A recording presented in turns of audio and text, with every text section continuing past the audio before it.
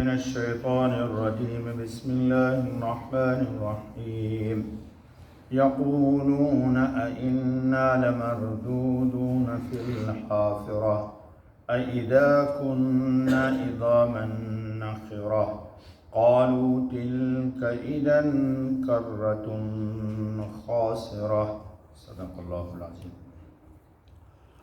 دوستو، یہ سورہ نازعات کی آیت 10، 11، 12 آپ کے سامنے تلاوت کی، کل بھی پڑھ دی تھی، لیکن اس سلسلے میں کچھ عرض نہیں ہو سکا تھا۔ ترجمہ ہے، لوگ کہتے ہیں کیا ہم پھر آئیں گے الٹے پاؤں؟ اَإِذَا كُنَّا عِظَامًا نَخِرَةً، کیا جب ہم ہو چکیں گے ہڈیاں کھوکھری بالکل بودے۔ قالوا تلک اذا کرۃ خاسرہ، بولے تو یہ پھر آنا ہے ٹوٹے کا، یعنی نقصان کے ساتھ جمع ہوں گے۔ آخرت کے بارے میں جو لوگ ایمان نہیں لائے ان کی رائے کیا ہے، ذرا سوچئے اس آیت میں۔ یعنی قبر کے گڑھے میں پہنچ کر کیا پھر ہم الٹے پاؤں زندگی کی طرف واپس کیے جائیں گے؟ ہم تو نہیں سمجھ سکتے، یہ بے ایمانوں کا عقیدہ ہے کہ کھوکھلی ہڈیوں میں دوبارہ جان پڑ جائے گی۔ ایسا ہوا تو یہ صورت ہمارے لیے بڑے ٹوٹے اور خسارہ کی ہوگی، کیونکہ ہم نے اس زندگی کے لیے کوئی سامان نہیں کیا۔ یہ بطور مذاق اور تمسخر کے کہتے تھے بے ایمان، یعنی مسلمان ہماری نسبت ایسا سمجھتے ہیں، حالانکہ وہاں مرنے کے بعد سرے سے دوسری زندگی نہیں۔ یہ کس کا عقیدہ ہے؟ بے ایمانوں کا۔ ہمارا عقیدہ ہے اگر ایسا ہو گیا تو نقصان و خسارہ ہوگا۔ سائنسی تحقیقات نے یہ اعتراض ختم کر دیا۔ سنیے،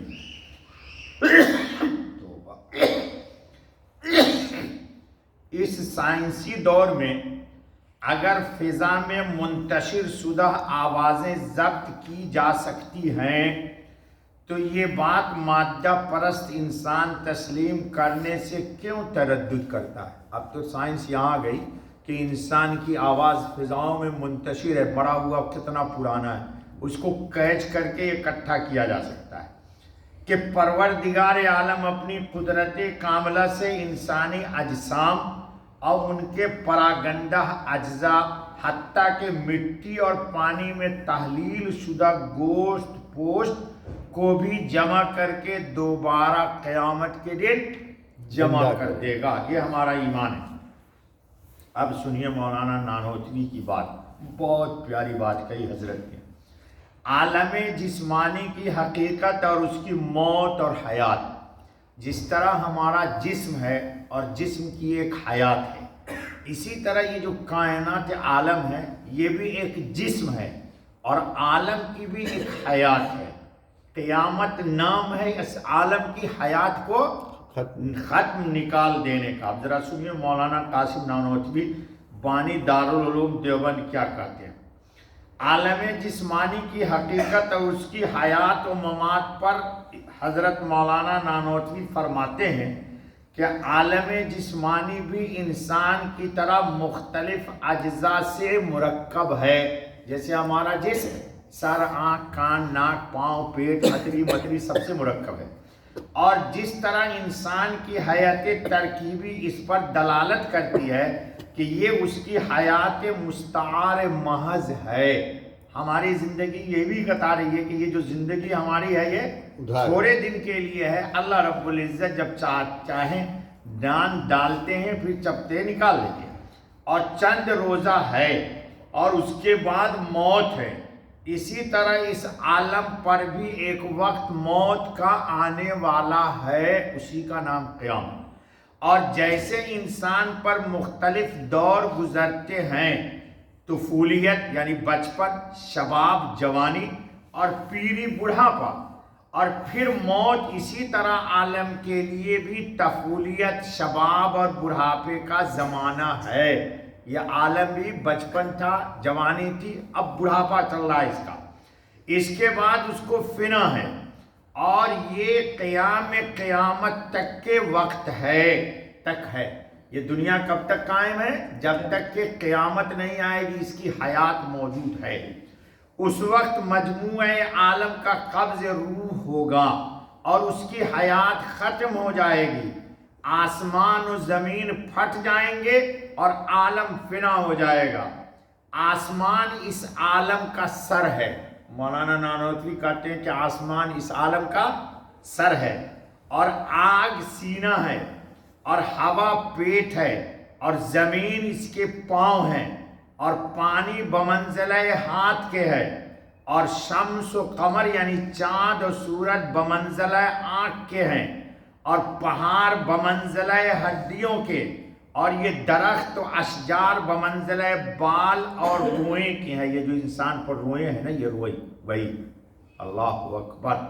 غرض جیسے ایک انسانی جسم پر موت و فنا کا طاری ہونا نظام قدرت ہے، اسی طرح حق تعالیٰ نے نظام کائنات عالم میں بھی یہ مقدر فرما دیا ہے کہ ایک وقت آئے گا کہ یہ عالم دنیا بھی انسانی جسم کی طرح امراض، آفات، مصائب اور بلاؤں میں مبتلا ہوتے ہوتے زوال اور فنا کا راستہ اختیار کر لے گا۔ اللہ قبر حضرت کی نور سے بھر دے۔ اور اسرافیل علیہ السلام کا نفخ صور عالم میں دنیا کے اس طویل و عریض اور وسیع جسد انصری کو درہم برہم کر کے فنا کے گھاٹ اتار دے گا۔ اللہ اکبر۔ امام راضی رحمۃ اللہ علیہ نے فرمایا، حق یہ ہے کہ ایمان کے ساتھ حشر جسمانی کا انکار جمع ہونا ممکن نہیں۔ انہی دلائل و نصوص کے پیش نظر جسم کو قرآن کریم نے بیان کیا ہے، اور علی ھذا القیاس قدم عالم کا قول جس کے فلسفے میں حشر جسمانی کے ساتھ جمع نہیں ہو سکتا، یعنی قدیم صرف اللہ کی ذات ہے، اس عالم کو بھی قدامت نہیں ہے۔ بہر صورت مردے زندہ ہوں گے، ذرا سنیے غور سے۔ علامہ سفارینی رحمۃ اللہ علیہ بعث جسمانی کے مسئلہ پر بحث کے دوران اکرمہ رحمۃ اللہ علیہ سے نقل کرتے ہیں کہ جو لوگ سمندر میں غرق ہو جائیں اور ان کے گوشت پوشت سمندر کی مچھلیاں کھا جائیں اور ان کی ہڈیوں کے سوا کوئی چیز باقی نہ رہے، پھر ان ہڈیوں کو سمندر کی موجیں ساحل پر لا کر ڈال دیں اور پھر کچھ عرصہ تک پڑی رہیں یہاں تک کہ بوسیدہ ہو جائیں، اور پھر اس جگہ پر اونٹوں کا گزر ہو اور وہ اس ہڈیوں کو بوسیدہ کو کھا لیں اور مینگنی کر دیں، پھر کچھ عرصہ کے بعد کوئی قافلہ اس جگہ آ کر ٹھہرے اور ان اونٹ کی مینگنیوں کو قافلہ کھانا پکانے کے لیے جلانے کے کام میں لے آئے، اور پھر یہ آگ بجھ کر راکھ ہو جائے اور اس راکھ کو ہوائیں اڑا کر دور دراز کے میدانوں تک لے جائیں، تو بھی نفخ صور ہوتے ہی یہ سب مردے جن کی ہڈیوں کی راکھ اس طرح منتشر ہو گئی ہیں اٹھ کھڑے ہوں گے، اور ان میں اور ان قبروں میں جو مردے دفن ہیں ان کے اٹھنے میں کوئی فرق ذرہ برابر نہ آئے گا۔ کہو سبحان اللہ۔ اللہ سب کو جمع کرے گا۔ جن کے ابدان قبور میں ابھی تک صحیح سلامت ہے، جو قبر سے اٹھیں گے ان میں، اور جو اتنے احوال سے گزر کے آیا ان میں کوئی بھی فرق ہے بیٹا آدمی ہے؟ ہو گیا ہوگا۔ چلو سبحان اللہ بحمدہ، سبحان اللہ العظیم، سبحانک اللہم و بحمدک، اشہد ان لا الہ الا انت، استغفرک۔ چلو